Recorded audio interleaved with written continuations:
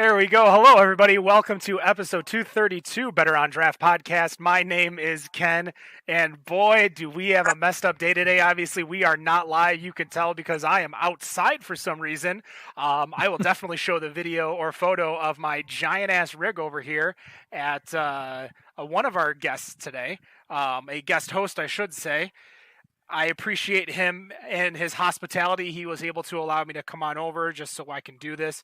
We're literally recording this off of my phone's Wi-Fi because that's the best I could get out here in the boonies that is Detroit, Michigan.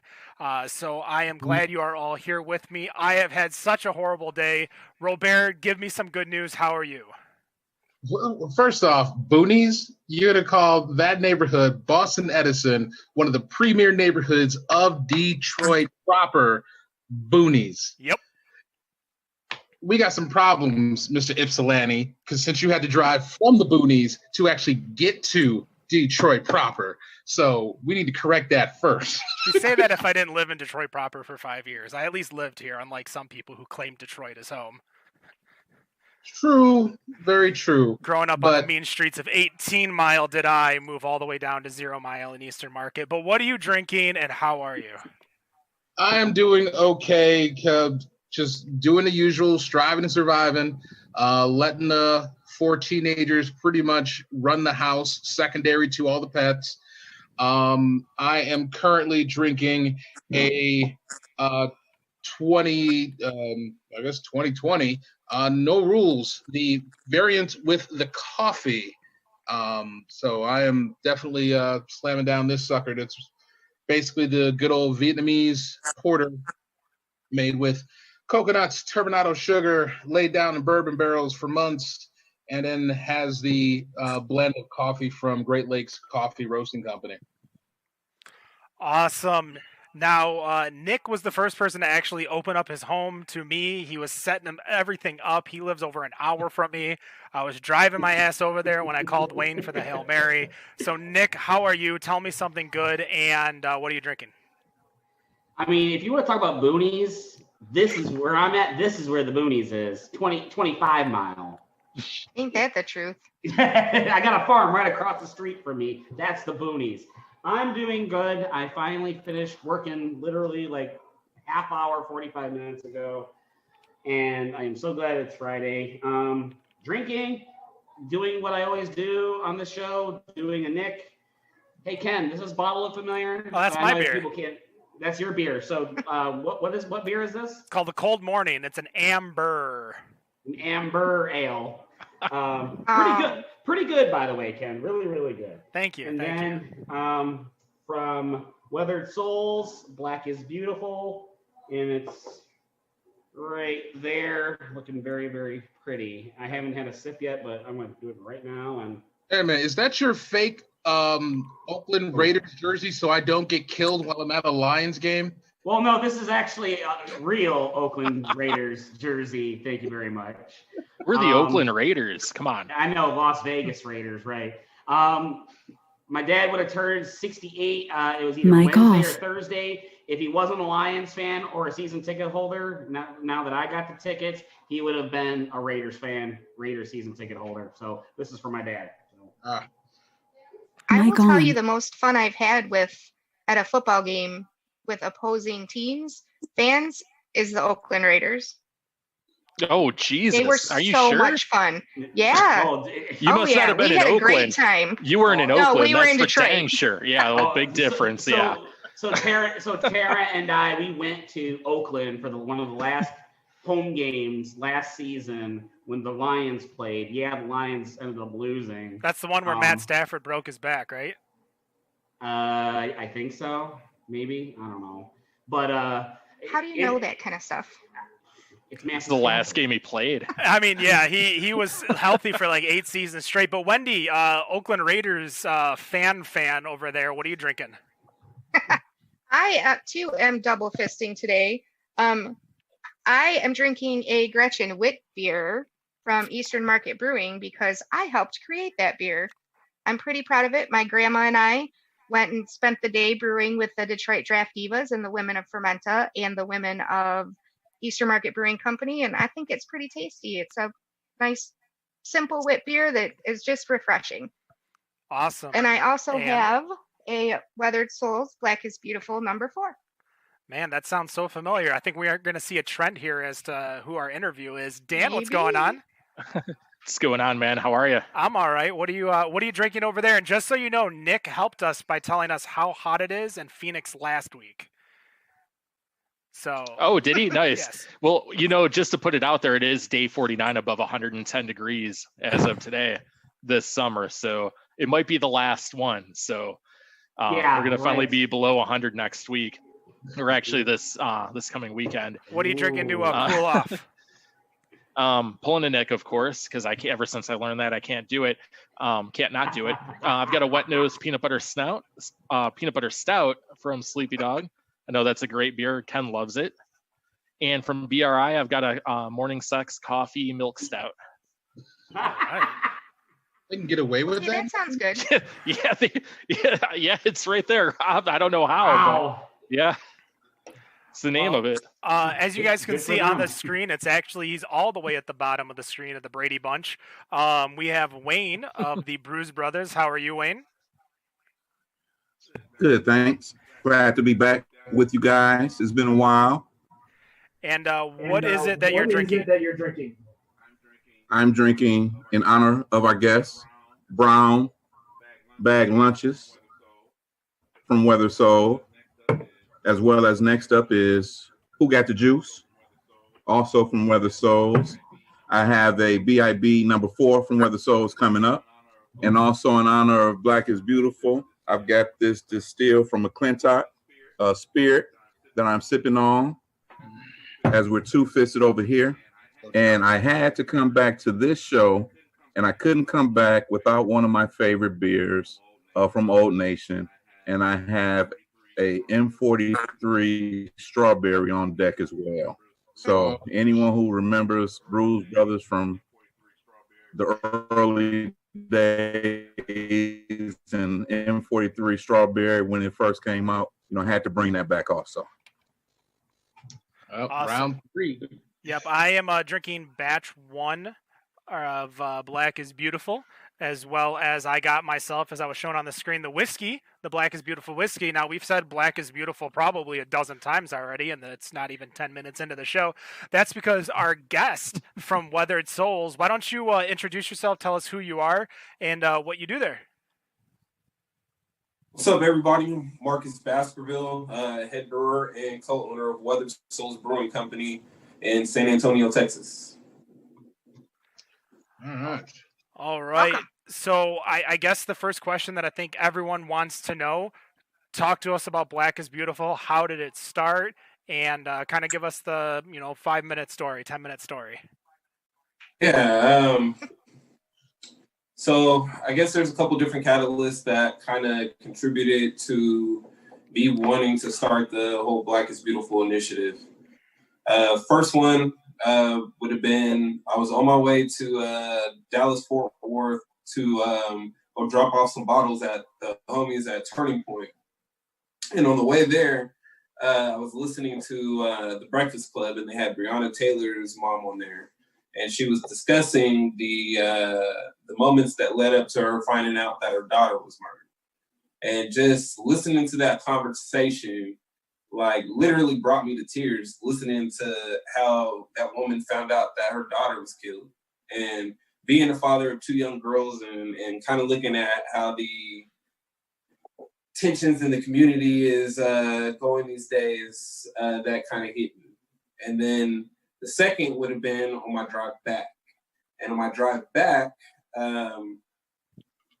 was listening to a lot of the radio stations about the protests that were going on. And I guess I can say I was kind of disappointed in myself for not participating in the protests. So that was Friday. So that weekend, I was actually having a conversation with Jeffrey Stuffings from Jester King. And we were kind of talking about race relations and Trump and family and kind of that thing, just texting back and forth. And so after that conversation, I kind of thought a little bit more about some way that I could make a statement. So come Sunday morning, I was like, you know what? I'm gonna brew a beer. And I thought about it, and I was like, you know what? I'm gonna call it Black is Beautiful. So once I chose the name Black is Beautiful, I kind of knew that I wanted to do a stout, just because it kind of went right in line with the name in itself. And originally I was just gonna brew a beer, release it within our tap room, and then, you know, donate some money locally. I had sent a little mock label that I had Kevin Dyer do, and to Jeff, and he was like, you know what? He was like, I would understand if you don't want to, but you should turn this into a collaboration. And I was like, you know what, Jeff? That's a fantastic idea. I was like, that's a wonderful idea. So that day, I kind of tried to formulate like a mission statement, I guess, trying to figure out how I wanted to proceed about it. I mean, you know, you look at the community that we're in as far as beer goes, and it's a predominantly Caucasian industry. So being said that, I had to kind of figure out a way to make this presentable to everybody to where, you know, it would mean something. So kind of went ahead, sent it off to some of the homies, a couple people in the industry, like Tio from Crowns and Hops, sent it to Brandon, Black Beer Travelers. Let's see, sent it off to the homies at Finback, maybe one other person. My brother and one of the homies. And so within that, was getting a little bit of feedback of how I wanted to proceed. And then I went to bed. So I really couldn't sleep because I'm one of those individuals, like, once you start something, you have to finish it. So I really couldn't sleep because I was trying to figure out what I exactly wanted to do. So I got up the next morning, 3 o'clock in the morning, went to work, and basically typed out the entire initiative, literally from front to back. So the presentation to the presentation as far as to the brewers, you know, the recipe, what we were asking, all of that. Asked Kevin to redo the label, which was the first label that you guys seen when we first posted about it. And basically, my meeting was at 11:30. Kevin had me at the level at 11:25. I printed out the initiative and then presented it to my business partner, sales manager, and bar manager. And was like, look, this is how I'm feeling, and this is what we're going to do.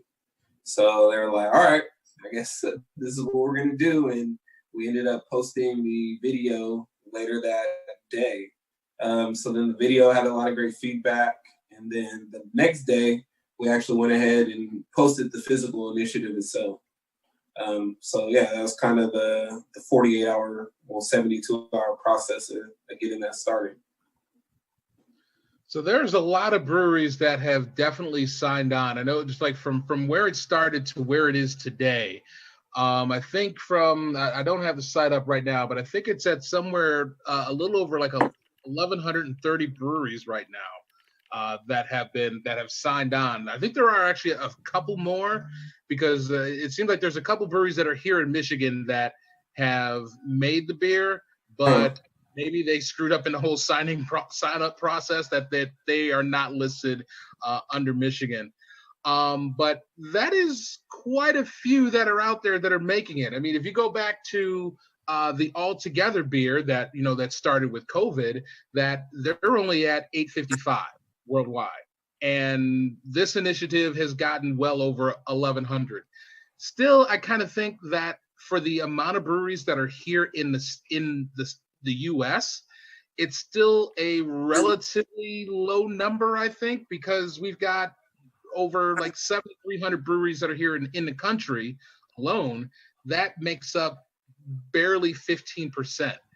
Do you think that with the effort that where it is at right now, that it's enough? Well, to be frank, I originally thought my goal was like around 200, 250 breweries. Never could I imagine that we would have 1,100 different breweries participating in this initiative, right? I mean, and we look at the overall statistics of breweries, it's actually over 8,000 breweries that are in the United States. But then the biggest factor is also the fact that less than 1% are Black owned, or, you know, even remotely to deal with people of color. So to say that, less than, I think, 60 breweries, a little over 60 breweries. So to have 1,100, that actually means a lot. That means, that's, to me, that's huge. And especially to be in 21 different countries. Now, I also feel that, obviously with 8,500 breweries in the United States, that number should obviously be higher. But, it's not like this is, a race as far as getting involved. So, I mean, over time, people might want to involve themselves later or try to figure out the production or however it may be. We got breweries that are doing barrel-aged versions, are releasing it till next year. We got distilleries that are, releasing whiskey 2-4 years from now to support the initiative. So, who's to say that we don't see another 2,000 breweries get involved in the next year or two? Going to be an ongoing, continuing effort that's not going anywhere. We're in talks to expand this past to other industries. So reaching out to wineries, distilleries, coffee roasters, other people I've reached out. You see Jägermeister is a partner in this now. You look at the different vendors that have involved themselves. So, at this point, it's not just breweries. This is transcending well beyond that into other industries and other entities, and that's what we want. We can shun those that don't get involved, but at the end of the day, to see 1,130 different breweries move commerce to support social justice and equality and inclusion, I mean, shit, that's never been done before, regardless if it's 1,100 or 2,000, right? I mean, the brewing industry has literally made history with this, so I can't be anything but humbled and happy with the overall results that we've seen so far. Yeah, and I definitely do love the support that has been coming from the breweries, and I guess from my own personal stake, I would love to see all of them making it, because while I'd like to see some of those other breweries that may be making it 2, 3, 4 years down the road, I think for myself personally, it's becoming a little bit more difficult to support breweries that haven't done it, and I really want to see that out there.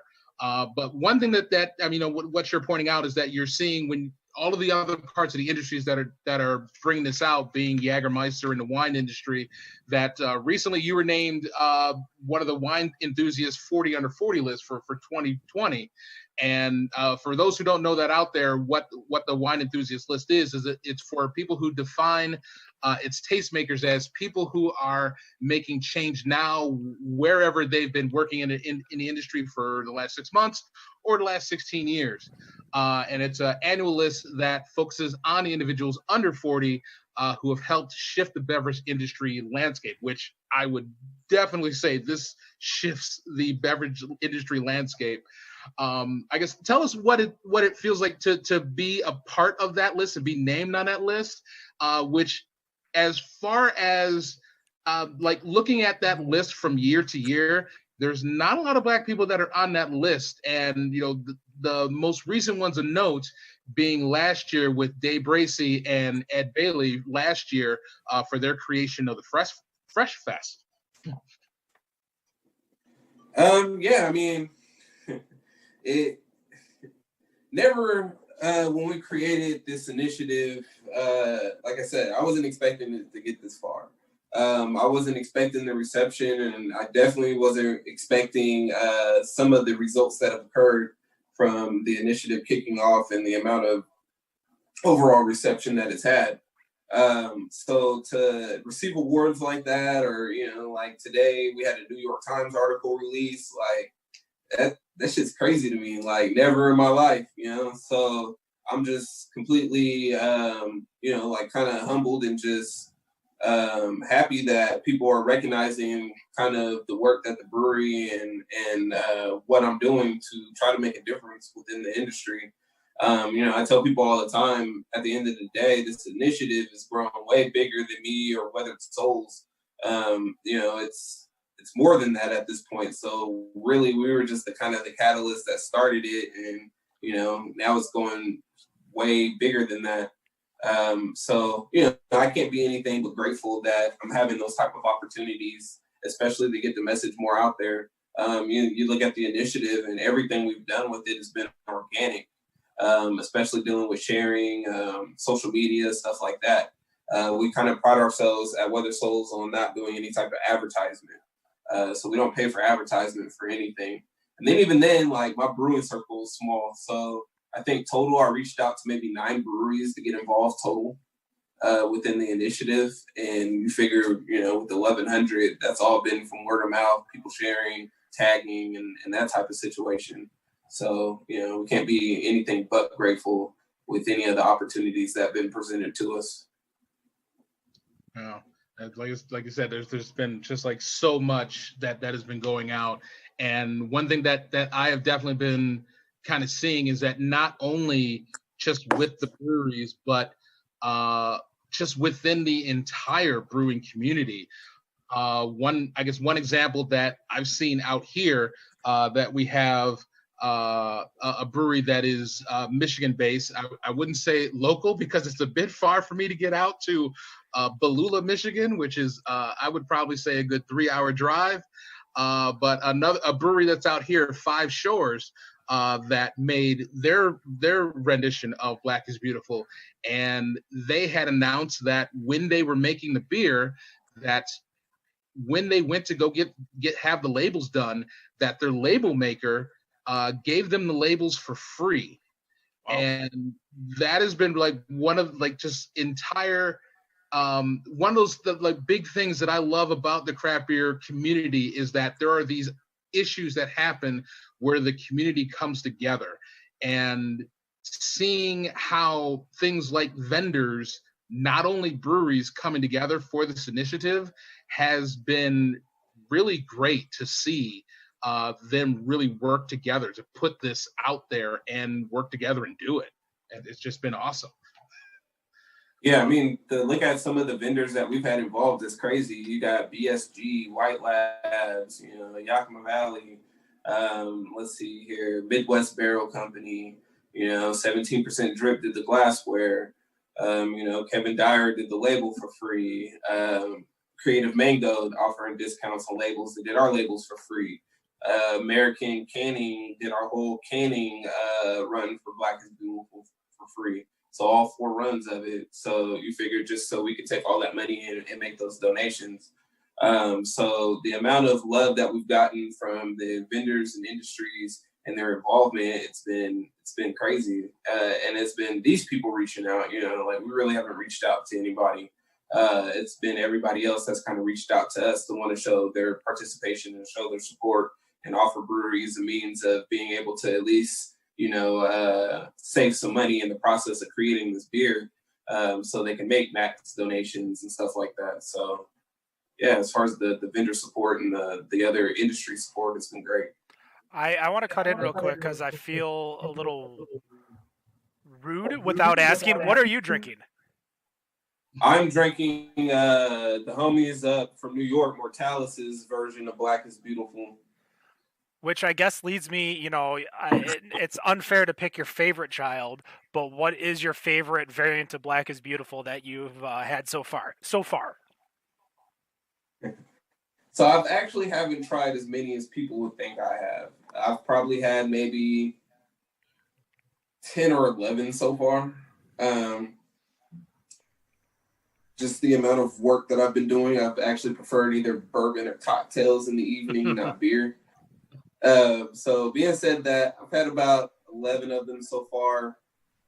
I'll give you 3 of them that have been my favorites. I really enjoyed Alchemist version.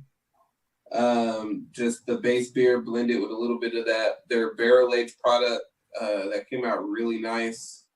As far as, let's see, Fremont made a really good version of it. They stayed really true, classic to the recipe. I enjoyed Claim Steak's version of it up in Rancho Cordova, California, which I got to actually be a part of that brew day. The version was really good, especially with the coffee that they used. I'm a huge coffee stout fan. And then the 4th one, I did enjoy Side Projects blend a lot. That was a good little barrel-aged version of to represent Black is Beautiful. I've actually drank about 2 or 3 of those cans already. So I would feel like everyone should be whoever is making it should just be sending you a package. I've Have there received been quite any? Go ahead. I've received quite a bit of packages. I would I'd probably say we're probably around maybe 40, 45 versions of it so far. Probably so, about 40, 45 maybe. Have there been any that you were like, okay, that's the adjunct you used? I've done that personally. I mean, you don't have to call them out or anything. I'm just wondering. I won't say I've had any bad versions of it. I've had ones where I wouldn't drink a whole glass of it, I guess you can say. Okay. But, fair. you know. It's a bad version, Marcus. Hey, I'm not going to talk bad about anybody. So, being said that, you know, not everybody are stout producers. And even, you know, following the recipe and stuff like that could be challenging for some individuals. Really, it's more so about the message and giving back to the community. So if the beer didn't come out okay, I'm fine with it. I mean, I'm pretty sure the consumers might be disappointed, but at least, you know, the individual made the effort to try to participate. They're still giving back and they're still spreading the message, which is the most important thing. So now, Marcus, speaking of the message and the donations, is there a follow-up plan or a way to any thought process in tracking to make sure folks are really giving those donations and just aren't along for the ride or jumping on the bandwagon? So I'll say a couple things into regard to that. Dealing with the donations, I chose for people to choose their donation route and who they wanted to because I didn't want to have to deal with the money, to be frank. I didn't want to have to track people's money. I didn't want to have to be the bill collector. I didn't want to have to do any of that, especially when you look at the resilience situation and Sierra Nevada is still seeking money from some people that signed up. So, you know, I didn't want to have to deal with that, nor make that responsibility mine. What I also say to that is the tracking, the accountability, that's more up to the consumer, right? You guys are the ones that are out in the communities. You guys are the ones buying the product. You guys are the ones supporting the initiative, buying the beer, going to these breweries. So it's also on everybody to be accountable and follow up with these breweries to see where their money is going. You know, I do still have a whole business to run outside of this initiative, so I do not have time to personally contact 1,100 different breweries or 1,200 different breweries to see where they're following up to, make a spreadsheet for it, and do all of that. I'm sorry, I got beer to make. But so that's why I say this is more so up to the communities and these individuals that are involved to go ahead and make sure that these breweries are in fact donating their money and who they're donating to, right? This is a community effort. This is about everybody. You know, Black is Beautiful, we're speaking to everybody. So being said that, everybody needs to be involved as far as seeing where these money processes are going and where everything is going. The more people get involved in their communities, you know, the more change is going to actually be physically made. Yeah, you bought the beer, but just like we're asking breweries to make long-term goals and long-term means to continue past the beer release and continue past the donations, it's the same thing for the consumer aspect too, right? But on the third aspect of it, I did send out a survey to all of the breweries involved, asking them when they were releasing the beer, who they were donating to, and if they had released the beer, the amount of money they've donated. So I think the last time I looked, I sent the email off to about 1,000 breweries, and I think I had about 150 responses so far. That's the last time I looked at the actual physical survey.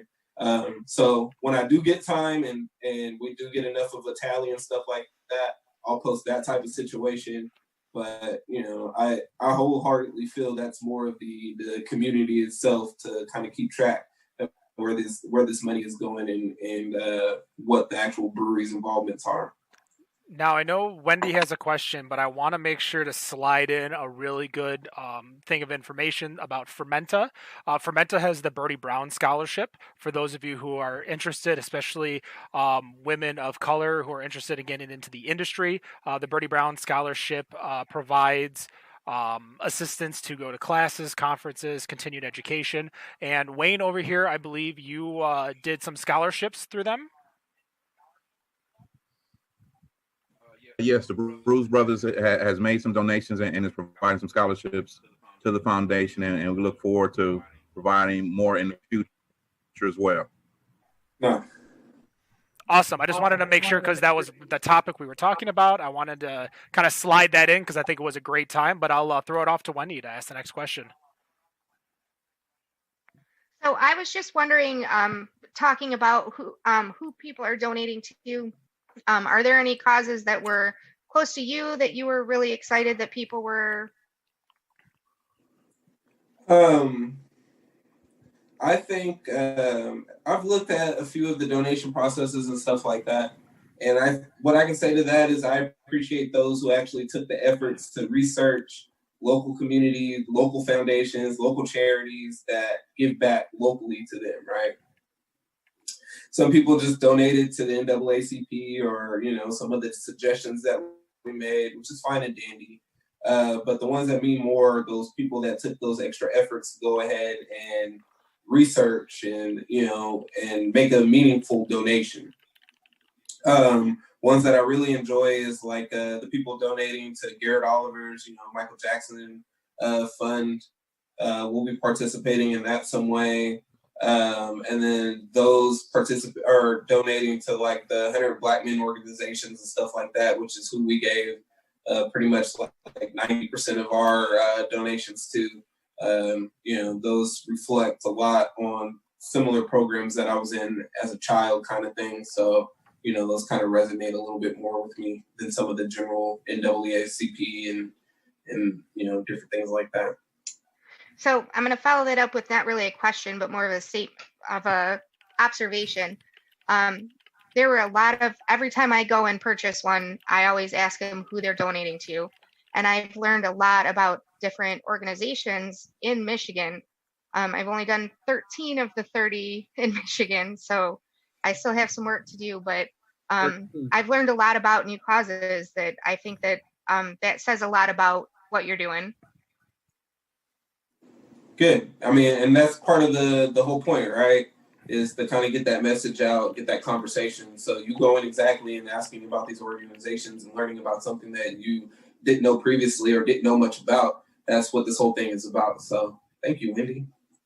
Yeah, there are quite a few different organizations that are out here, and being part of those. I'm not sure if Sporkle Live Trivia is out in that area, but we have our multicultural committee where we're trying to donate to causes of our own. And it definitely has kind of, Wendy, as you're saying, is that it's opened my eyes towards a lot of local organizations that are here in the area that need support and need that money that's out there to help with, kind of helping to fix this issue. But I guess one question that I have with, I guess in terms of, I was thinking about really just in terms of diversity. There's a lot of issues that we have in terms of diversity in the beer world.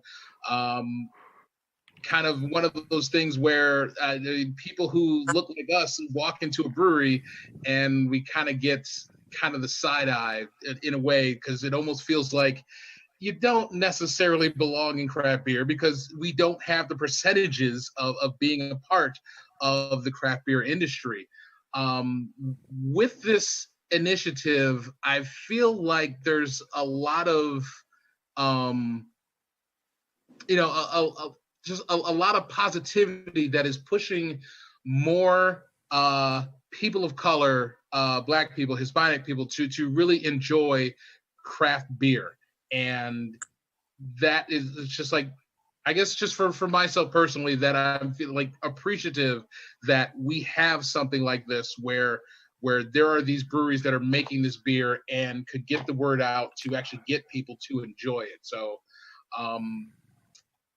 I guess it was more of a statement than I had than a question, but it's just, that being out there, that it's just something that I feel was needed and that we didn't have. And there's just not, as trying to figure out how to get more Black people, especially here in Michigan, to enjoy craft beer, that we really haven't had any initiatives to do that. And this has felt like it's something that has really done it. So it's just been really good here in Michigan to kind of have this out here and have people not only enjoy other breweries' versions of Black is Beautiful, but to come into craft breweries and enjoy their beers. Because if they're part of the initiative, then they're part of a system that people, like other people, want to enjoy. So I guess that's where I was going with that. I don't know where I was going with that. Though, Rob, I'll give you that. It was good. I'm not even joking. So it kind of piggybacks. I'm glad you said all of that afterwards with the, getting African Americans involved in the craft beer industry. I want to just point out something before I ask this, that at least I've seen out here in Arizona. We've had, I look at the list, they're not all from Arizona, but there are about 10 breweries that have made this, but they've all done it as a one-off, and they all happened early. They happened between, May and June. Everyone released their beers.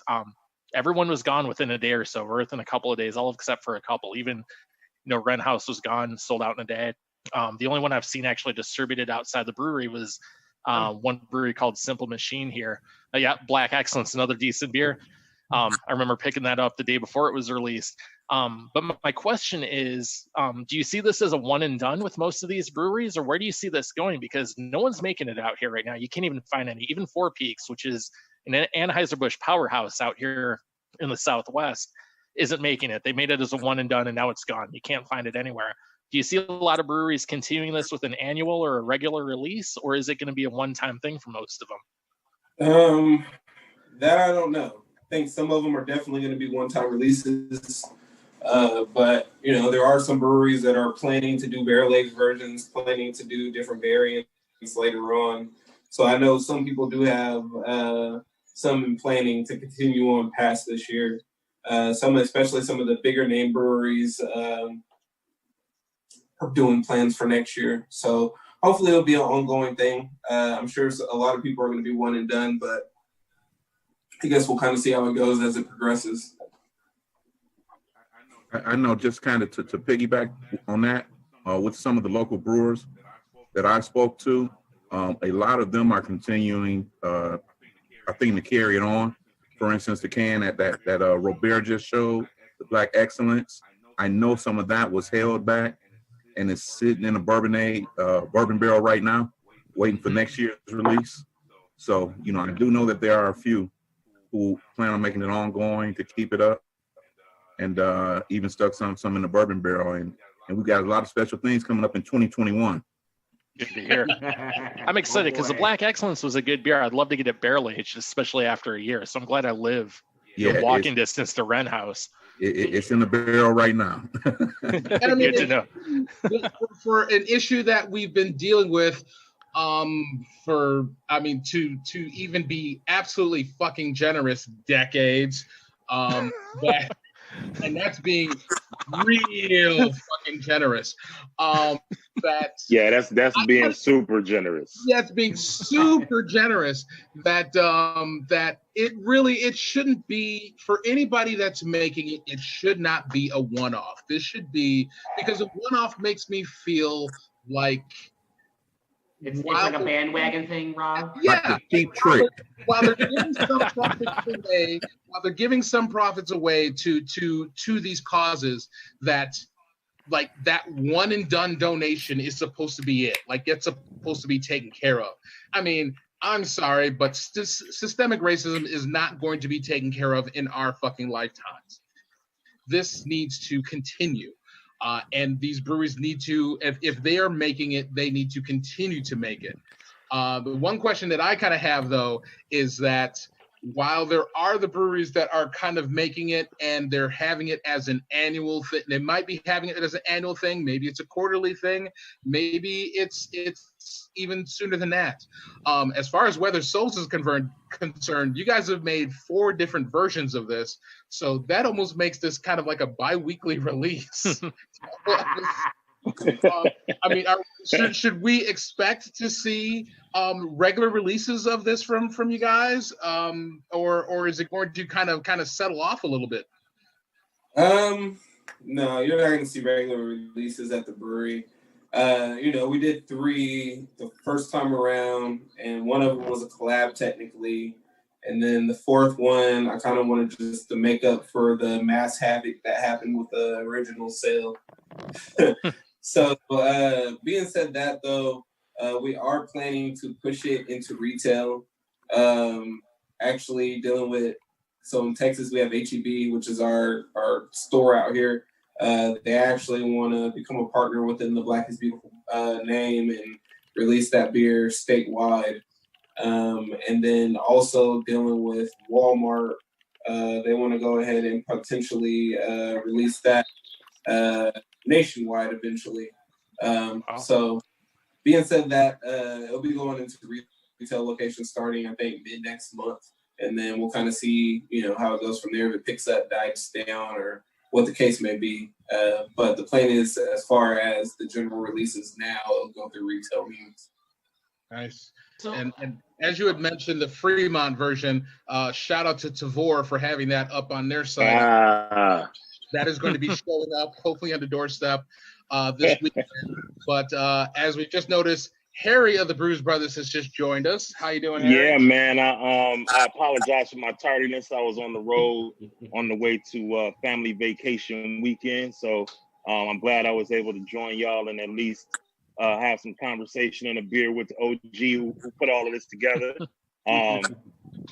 Marcus, I've sent you a couple of messages, man, just letting you know how big this thing is, man, and how much I appreciate what you've been doing and how Michigan breweries have really taken off with it.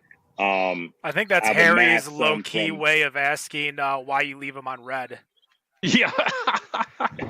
He doesn't, man. He responds, man. You know what? And that's why I wanted to mention he don't big time me, man. He shoot me a message back.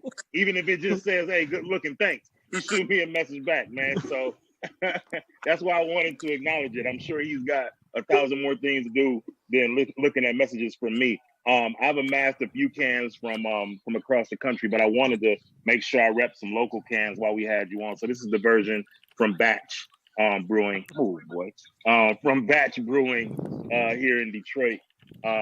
The espresso, raspberry, so on and so forth.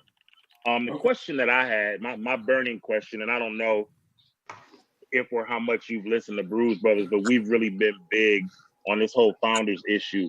What was that conversation like when you approached them, or they approached you rather, about doing the beer? And I don't know how much you can or want to get into it, but what was that conversation like?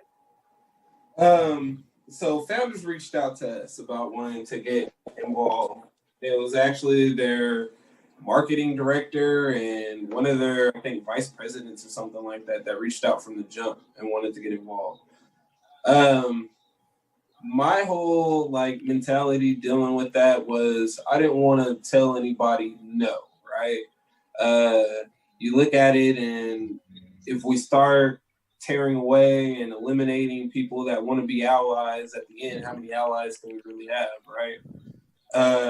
But I also had my strong feelings about founders and the way they handled that situation and that type of thing. And we know about the group and that type of thing. So, my brother went ahead and posted a question in the group, how you guys felt about founders.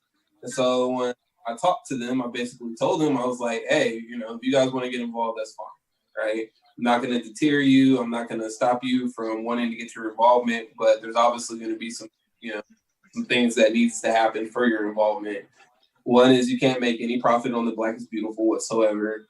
You need to hold on, somebody got their dog in my yard. Oh boy, here we go. Yell at him. I didn't want to scare.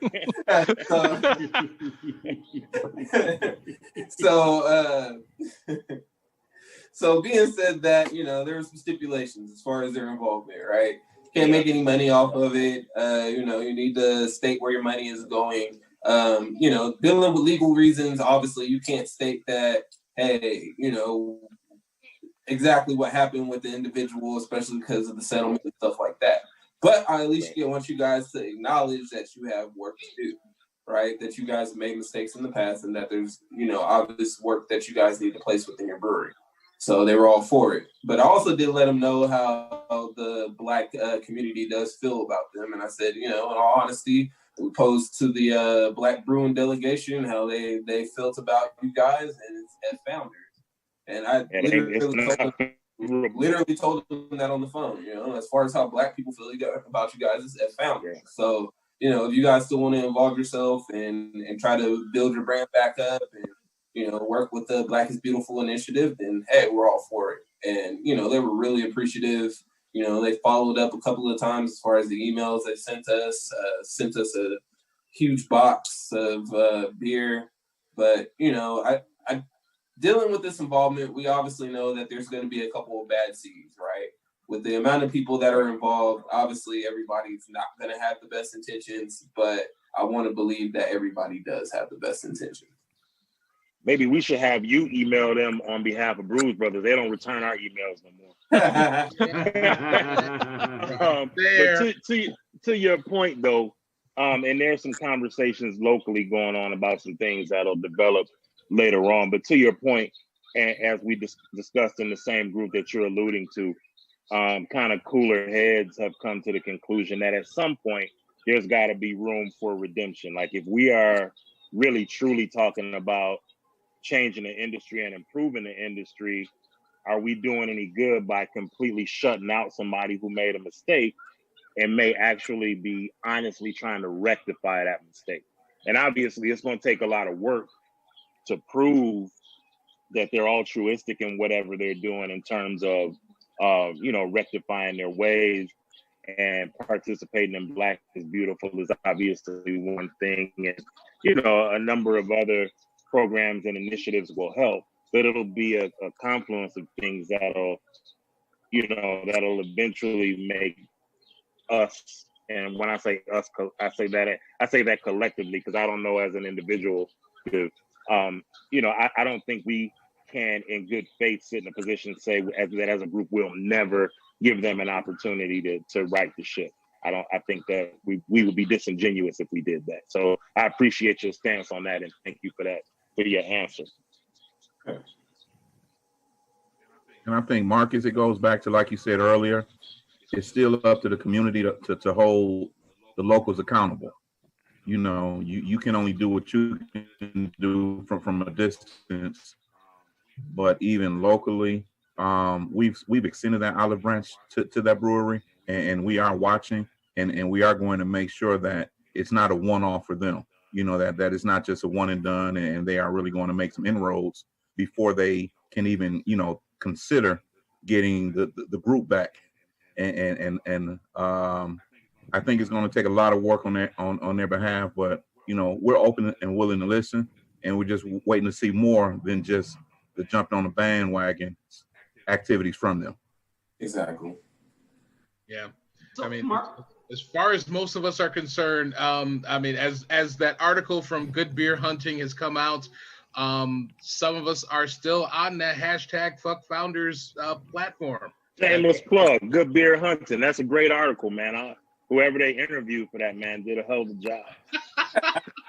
as they interviewed Wayne and the Brewz Brothers in that article, yes, definitely reached out. But I mean, I guess to that point, one of the things that it pointed in there, I don't remember the whole list, but it was talking about the 4 A's, one of which being apology, and the apology from founders, Charlotte Street, because I don't Charlotte Street, right. That their apology has not happened. They on the clock, brother. They are on the clock for sure. They are on the clock. And I applaud the effort for them putting out the beer. Don't get me wrong. For them to put out the effort to do it, I'm fine with that.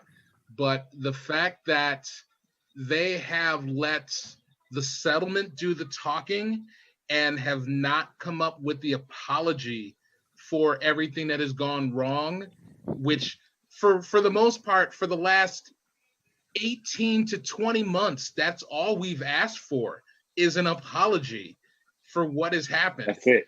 That still has not happened, that I still have a problem with. And I am thankful that they have put forth money to be able to take care and help with this effort. But personally, I still can't support them. I can't do it. That's just Same boat, brother. So, Marcus, I have a couple questions. Yeah. During this whole Black is Beautiful,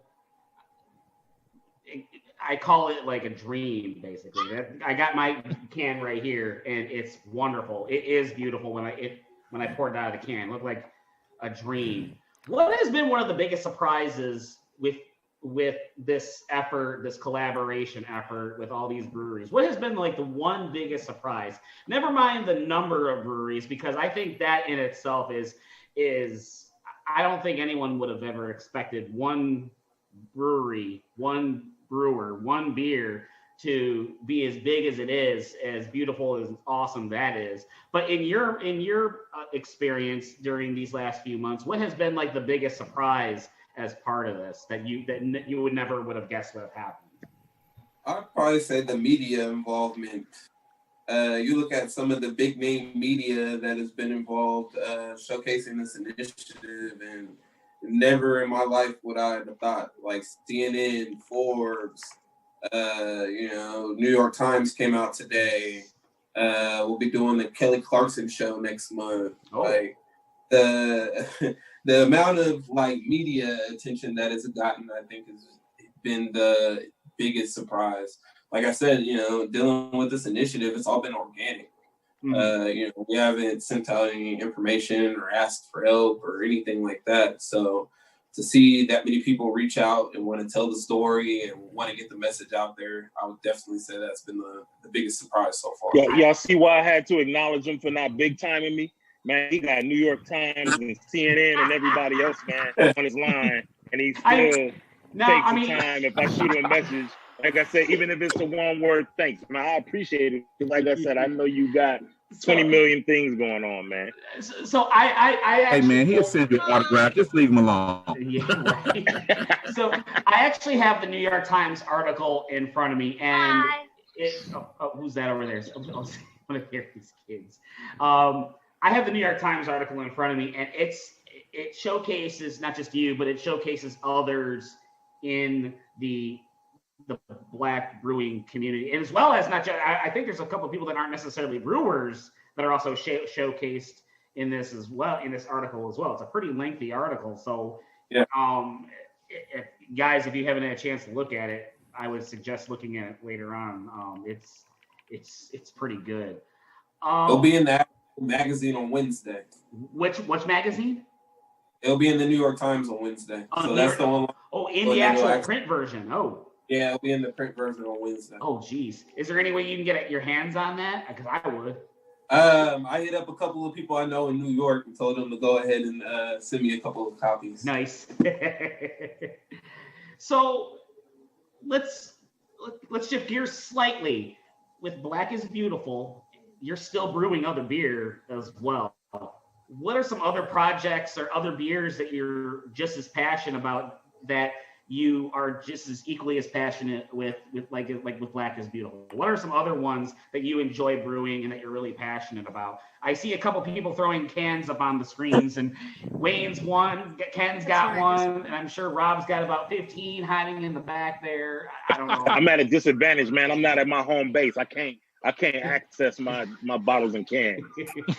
Harry wishes he could share them. So what other ones are you passionate about?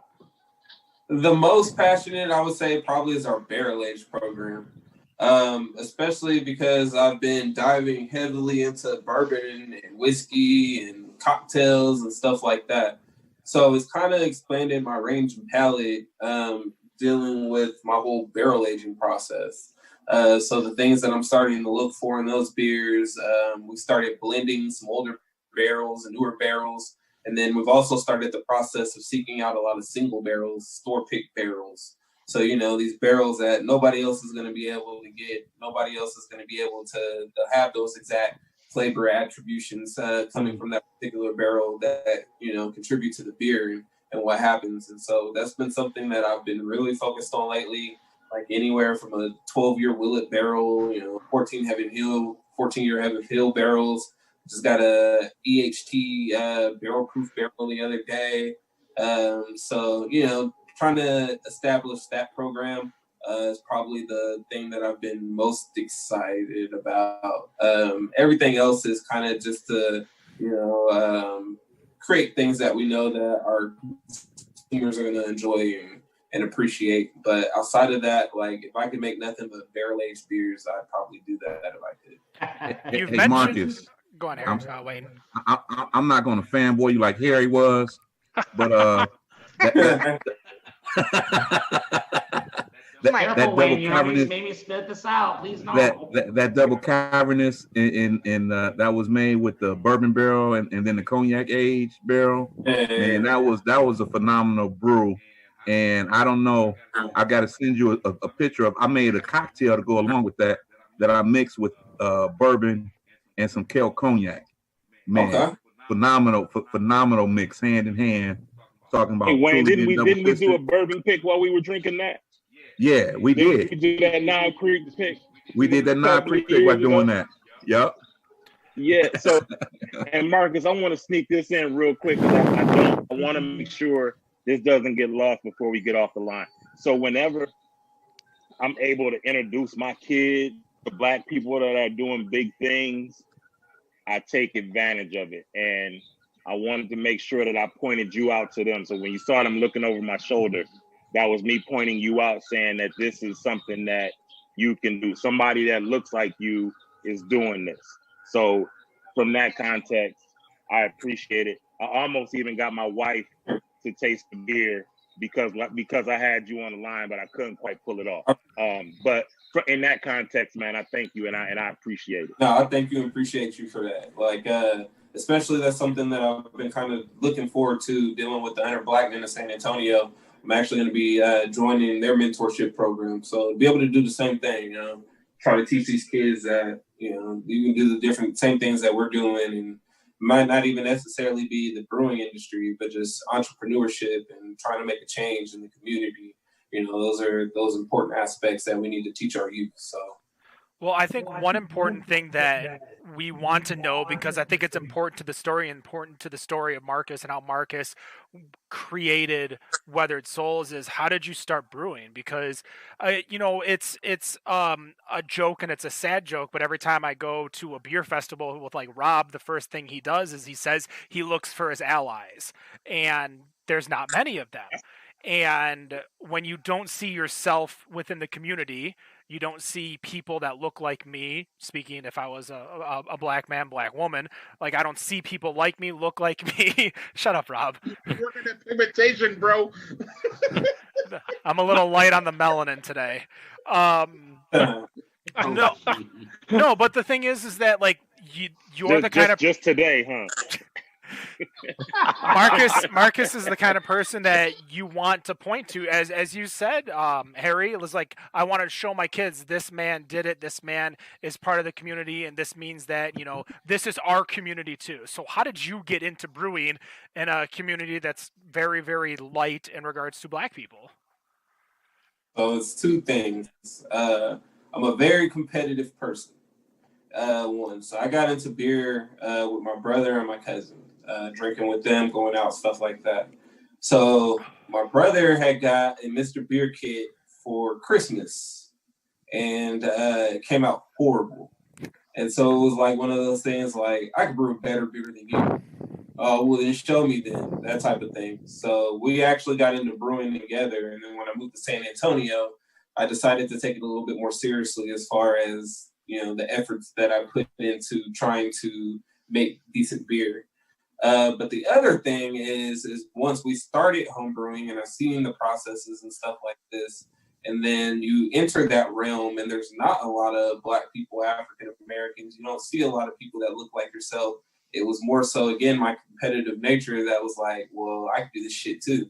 So I'm gonna work my ass off, and I'm gonna do what I need to do to prove to myself and whoever else needs to see it that I can make just as good as beer as these Caucasian individuals and my counterparts and peers, and kind of go from there. Being especially the only Black Black brewery owner, I want to say I'm one of the only head brewers in the entire state of Texas. You carry that chip on your shoulder. You go to these huge, guild meetings, right? And I might see one other brother in the entire building out of 300 and something people. And it's always Gerard, the homie from Pet Colas. But really, that's the only two that we see of us. Well, I mean, and you figure how large is Texas? And again, there's 386 breweries here. So you got to kind of carry a chip on your shoulder, like, hey, my one thing that my dad, so my dad was a correctional counselor for years. My dad helped start the Youth Authority in California. He has I have a huge pedigree of people of authority in my family. My uncle used to be the captain of the Compton Police Force and different things like that. So you look at these things, and these are people of power in predominantly jobs where Black people don't have power, right? So being said that, the thing that my dad always taught me was, don't ever worry about if somebody likes you. You can give a F about if somebody likes you, right?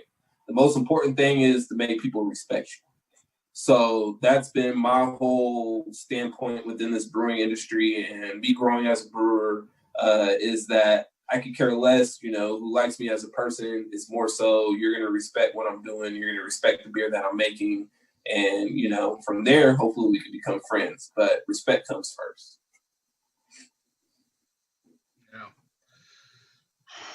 Well, I'm going to tell you, I'm drinking one of these Spotty Oddy Hopalicious. Is that how I say it? We need you to listen to Outcast tonight. This is fantastic. We need the soundtrack, so dog. We got to, they uninitiated. Right. Yeah, we got some uninitiated. We need a soundtrack, man. That's how I get kicked off Spotify if I play that song.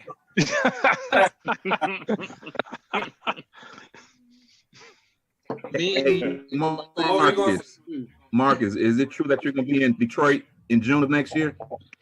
For what? What's that? Oh, here you go. You gonna be in Detroit in June, Marcus? We'll see what is that rumor true? Like. We'll see what COVID is looking like. Okay. Now with that, because we definitely would like to highlight you, at the annual meetup. Yeah. So, we'll see what's we'll up. figure that out. You know how how I feel about that group right now. So yeah. It's a few bad apples in all the bunch, but most of us are cool. You know what I'm saying? I would say most of us are. I think we all right. We all right. Yeah. But especially your Detroit family, man. Right. Yeah. I mean, Detroit family, we good. But obviously, there's just with the brewery alone. I know that we're all dealing with COVID. That every dealing with COVID. How has that been in getting your beers to the public, both in and outside of the brewery? And I guess that also includes the fact that I know that you guys have a food program that's going on as well in the brewery. How has everything been going in there in this climate that we've been dealing with so far? COVID is over here wrecking havoc. It's been very difficult to operate a business in the great state of Texas, especially with that dude Abbott. I'm sorry, no politics, right? So I mean, I feel you, man. I feel you on that. In regards to dealing with your beer is okay. Basically, so this is what happened in Texas, right? Our governor decided, okay, we're gonna make Texas one of the guinea pigs as far as opening up during the whole COVID, during the spikes, right? Didn't really take too many regulations, whatever the case may have been. The state opens back up, and the COVID shit spikes here. So just within like San Antonio, for instance, we're getting like 700, 800 cases a day, right? Like that's ridiculous. So basically, he was like, "Oh, I messed up. Let me go ahead and just shut everything down again. Like, forget everybody else's business and what they got going on, regardless if they're contributing to the actual cases or not. Get off the If floor. you serve alcohol, your ass is grass. Like, you guys are cut off, right? So supposedly, dealing with restaurants, though, restaurants have been able to maintain opening. So at one point, they even reached back to about 75% occupancy before they started shutting stuff down. Then they moved restaurants back to 50%. But dealing with breweries, brew pubs, that type of situation, we had to close down. We were still able to do curbside and beer to go, which the first round, right, when COVID first happened, was great. People were actually making more money than we were when our tap room was physically open, but that's because people wanted to come out, support, make sure, things sustain. But then after things closed and opened back up again, people were kind of like, we're not really feeling going out at this point. Like, oh, this thing must be real with all the cases and stuff like that going on. So we were heavily affected. Like, sales were bad. Even, depending on what we were releasing, regardless if it was good or not, people aren't really coming out. So basically the way that the people seen it here is that I guess if you serve food, you're less likely to spread COVID. What kind of sense that makes, I don't know. So what a lot of breweries have had to do within the last few, no, seriously. So what the breweries have had to do in the last few weeks are now convert our licenses to restaurants. So now we have to prove that we sell 50% worth of food versus 50% of alcohol. Mind you, you can go to a restaurant like Whiskey Cake, for instance, that's open right now, go sit there and spend $200, $300 on some bourbon pours and then sit there with some French fries. So you're going to tell me that that's worse than somebody coming into my brewery and having a couple of beers just to sip on? Like, come on now. So needless to say, it's been a horrible experience dealing with the government of Texas. But what we've had to do now is convert ourselves over to a restaurant license. So we actually opened back up, what's today, Friday? So we opened back up Wednesday. Was our first day back open, with our full restaurant back open. We're at 50% occupancy. But, people are starting to filter back in and we're starting to see some money again. So, it's been helpful. One thing I do want to add, just because I worked in the the restaurant industry as a point of sale tech, meaning that I was in every single kind of restaurant, from breweries to coffee shops to breakfast only places to nightclubs to strip clubs. Like, I was in every single one of those types of restaurants. There's no way that you can create a law or rule of laws that properly cover all restaurants, because there's so many different segments that it's a pain in the ass. Now, as the consumer and as someone who's in the industry, I 100% understand, like, this is fucking stupid. There's 380 of us over here that have to follow this random ass rule, and it doesn't make sense because there's 380 of us. Well, there's probably 380 Whataburgers within a 10-mile radius of you. So it's one of those. I wanted to make it Texas specific.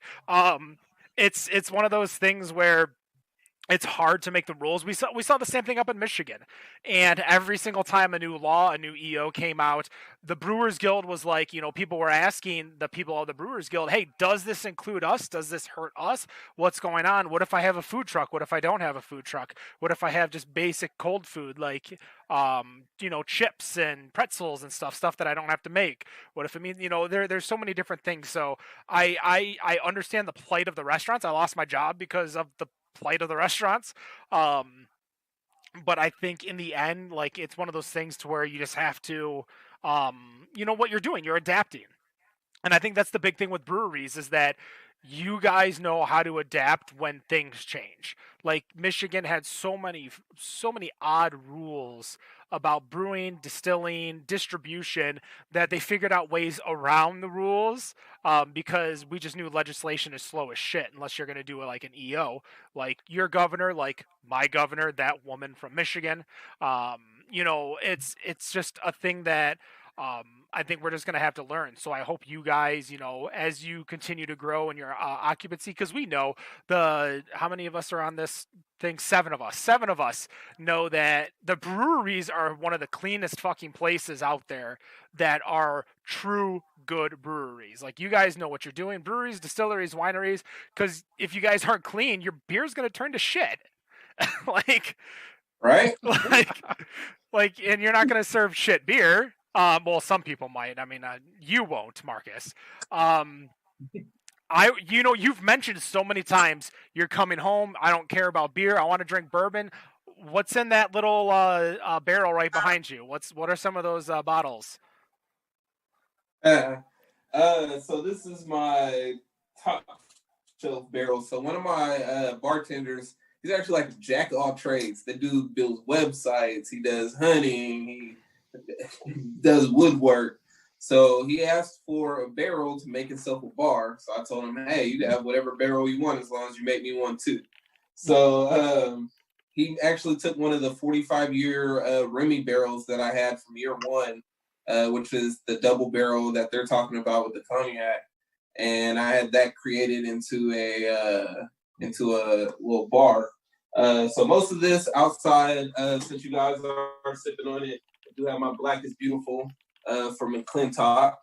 But most of the stuff here is actually like my top shelf stuff. So that Black is Beautiful, like I already finished the glass, is so smooth and smells so good. For Mine's on its way. The young whiskey, it wasn't bad at all. I want a candle of it. I want to smell this whiskey. I want to smell this whiskey all the time. Like, the nose of this is easily one of the best smelling things I've ever had. You need to call Bath and Body Works and get on that. You might be onto something. Listen, don't fuck around with my 3-wick candles. I wasn't. Right? If I can get I wasn't. I was being legit. Hey, Ken, the nose on this is good, but you need to get out more. Or this is one of the best things you ever smelled. Oh boy. Hey, well, I wasn't gonna say anything. I was gonna let that ride. But yeah, if that's on the top I of your I can't say anything list, bad because my goodness. I guess I know whose house I'm driving through when I do grocery shopping this weekend. I'm gonna stop by. But hey, Robert, there's no such thing as stopping by. Either you going or you not. It's a stop by turns into an hour, 2 hours, 3 hours. Either you going or you not, dog. I mean, his house is easily like 5,000 square feet. So I'm gonna spend an hour walking through the whole damn thing anyway. Don't get lost, man. That's a lot of square footage to wander through. That is a lot of square footage. But, you don't need to go anywhere but the backyard. He'll bring everything else to you. I'll bring everything out, man. You know it. Does he ask for a tour every time he comes over? It's like a 7849. House is huge. But I had one other question, just in terms of the brewery itself, is that you guys have a pretty plentiful list of beers that are on the tap list, from lagers to pilsners, IPAs, stouts, porters, a sour. I see that you guys have a bit of a cider program that's coming from another location, which I think it was from Sweden. And a couple barley wines, which I'm a huge fan of barley wines, and a bock, which I don't see a lot of bocks that come from, even the breweries that are out here. Are there any styles that you haven't done in the brewery that you still want to do? Because that's quite a bit of a list that even with the breweries that are here in Michigan, that I don't tend to see that big of a variety that happens in breweries out here. So there's only 2 styles that I'll never brew. There's a smoked beer and a pumpkin beer. Thank God. Oh, Yes. you're like my favorite brewer ever. Never make a pumpkin beer, ever. Sasha, you heard it here first. This man is not making a pumpkin beer. When I was a kid, I was at this birthday party of my neighbor, and his birthday was on Halloween. And his mom made him a pumpkin pie for his birthday cake. And needless to say, I took one bite and threw up all over that birthday. Oh, I know that feeling. Oh. I despise the taste of pumpkin, so I'll never brew a pumpkin beer. And then the other is dealing with smoked beers. Anything that smoked to me, it instantly smells and tastes like a barbecue pit.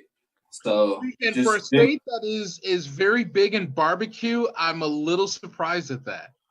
I love smoke, but I love barbecue. It doesn't belong in beer. My class. Yeah. Smoke flavor in beer is a little weird, but don't let Ken hear this because now he's gonna bug you to make an alt beer, and that's gonna be that's gonna be the rest of the show. He's gonna be flying down there and be like, "No, you have to make this." So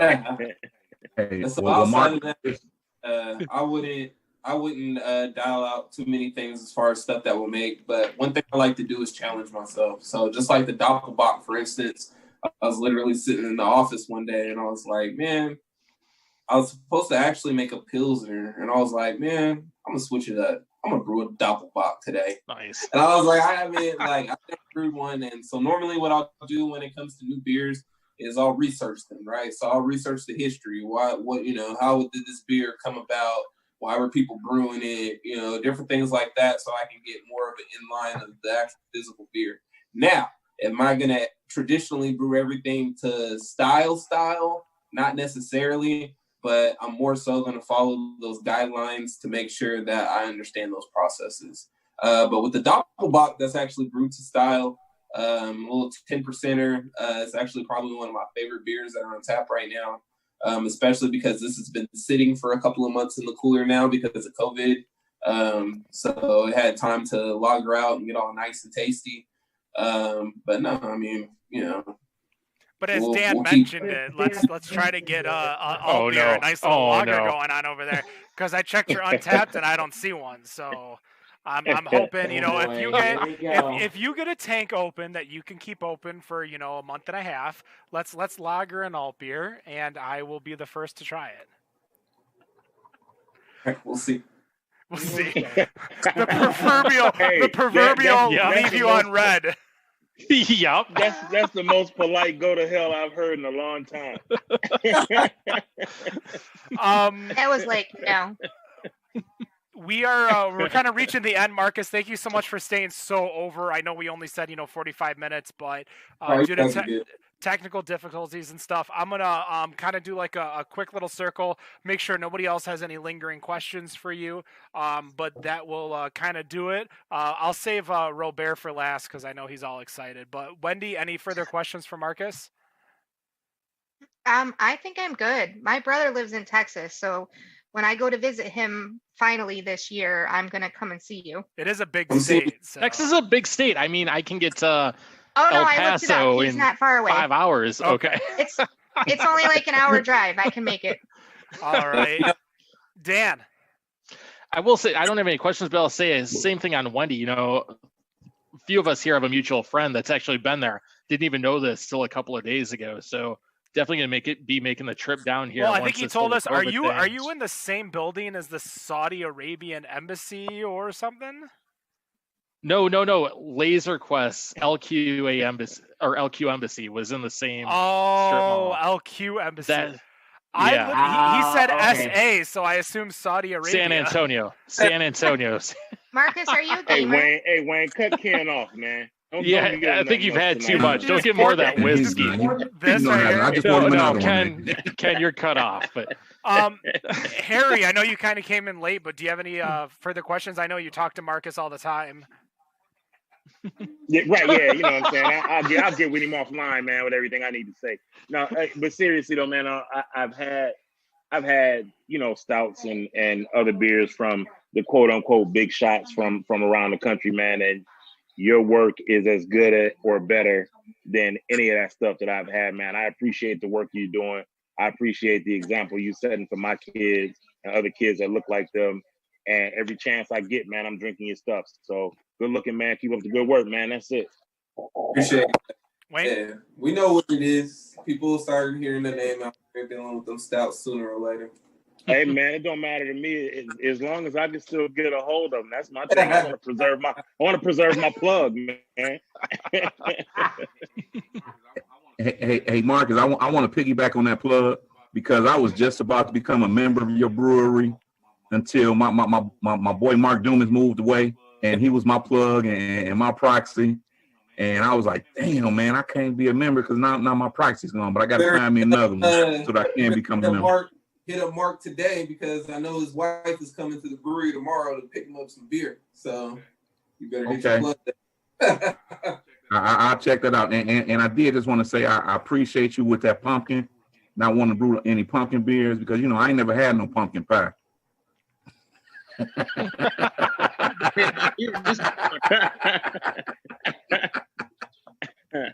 Nicholas, any further questions before we kind of cash out for the night? No questions, but just want to say thank you for taking the time out of your day and sharing this with us. And please figure out a way to get this stuff to Michigan because this is just too damn good. Without having to send yeast samples, yeah, because you can't ship beer to Michigan. That's illegal. Yeah, you can ship barbecue sauce, man. Speaking of barbecue sauce. Shipping beer, you can use the code ROBEAR, ROBEAR on Tavor. Speaking of Robert, any final questions before we cash out for the night?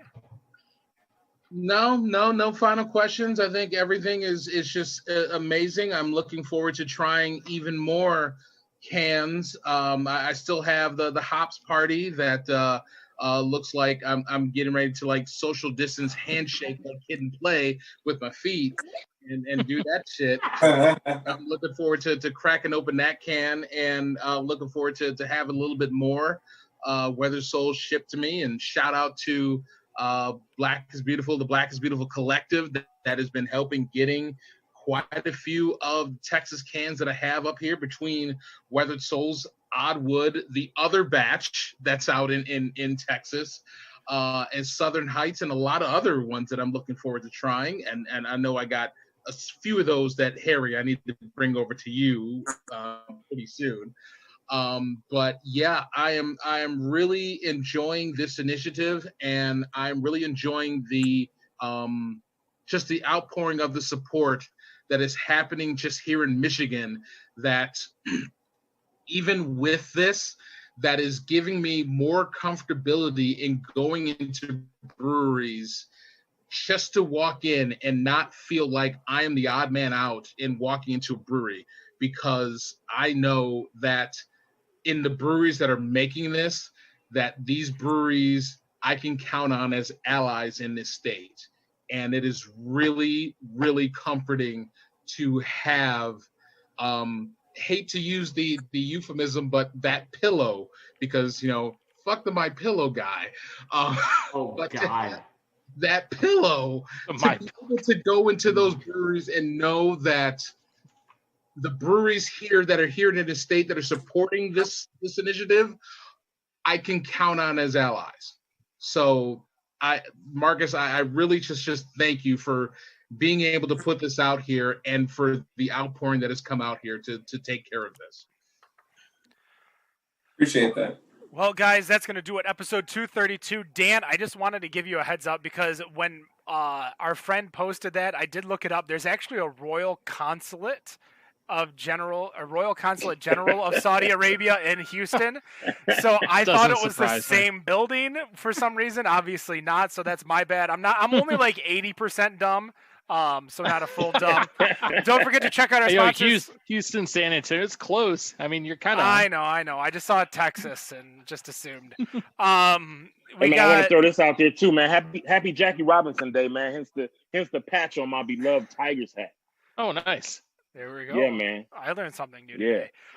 For the culture. For the culture you drink, guys. It's Jackie Robinson Day, baby. Check out North Center Brewing over in Northville, Michigan. Zatuna Liquor over in Rochester Hills. Of course, Tavor. Using the code ROBEAR. I am so thankful for you to join us, Marcus. You can find Weathered Souls, obviously, in San Antonio, Texas, as well as on Facebook.com/Weathered Souls Brewing, and I believe Instagram.com Weathered Souls Brewing. Any great words to leave us with, Marcus, before we go? Just keep supporting the initiative and, keep those breweries accountable. Reach out to them, ask them where they're donating to, who they're donating to when the beer is being released. It's up to everybody to keep the train rolling. So, yeah. All right, well, that's going to do a 232, and no matter what you think of your beer, we think it's Better on draft. better on draft. Yeah. Have a good night. Yeah, Rob. Cheers.